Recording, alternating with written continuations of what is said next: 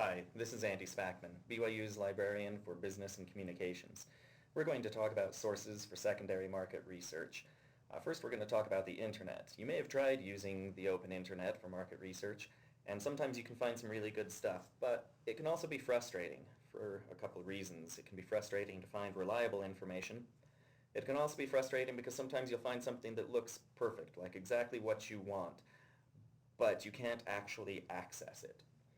As an example, let's do a search here on camping market research. We'll skip over the first few results that are advertisements, and we'll go to this website, marketresearch.com. It's kind of like an Amazon.com for market research. They'll sell reports from a lot of different providers or publishers. And as we scroll through here, we see some things that look like they might be pretty good for us. There's a problem, though, and that's this price tag. Now, you may be really committed to getting an A this semester, but you're probably not that committed.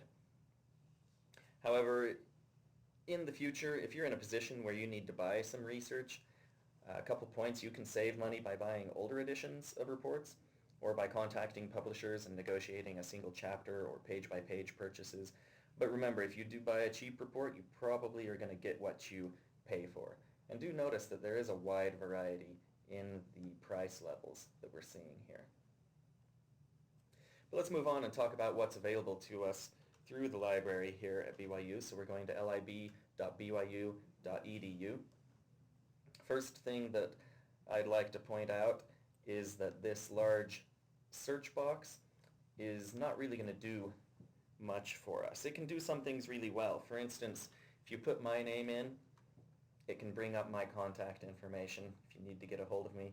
Or if you know the name of a specific database, then it can bring that up for you. But for our purpose, we're going to be better off going to a research guide. And that's usually where I recommend people start. There's dozens and dozens of research guides. We're going to go to the one for marketing. Here you can see some of the providers that are available to us. Now, there are so many providers out there, we can't have access to everything. There are hundreds of providers of market research, some of them really specialized.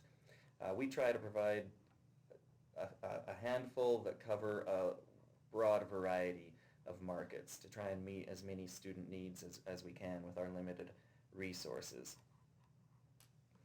Other thing that I'd like to point out is that we aren't actually paying the kinds of prices that we saw on that website, and there's a couple of reasons for this. First is that we're bundling. Rather than buying single reports, we're buying large packages, so we save a lot of money that way. Another reason why these publishers might charge us less is they're trying to hook students, because they know that if as a student you become comfortable with Mintel or with Euromonitor, then once you get out into the world, if you need to buy something for your company, then you're probably going to go with a provider that you're confident in. So they're offering us significant discounts as an academic institution. But in doing so, they open themselves up to some risk. There's, for instance, the risk that a company might hire a student just for the sake of that student's access to these tools. So these publishers, these providers of market research, they need to protect themselves from those kinds of risks. So they negotiate contracts with BYU that strictly limit the use of these tools to BYU students and employees and to academic purposes.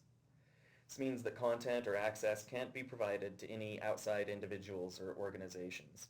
And if you're in a credit-bearing experiential learning program or a course with an external client, you can quote or cite these sources, but the deliverable for that client, the report, the presentation, whatever, it has to be your own work. So practice good ethics. Don't violate BYU's contracts with these vendors by giving a client access or simply handing over content. And if you do have any questions, contact me.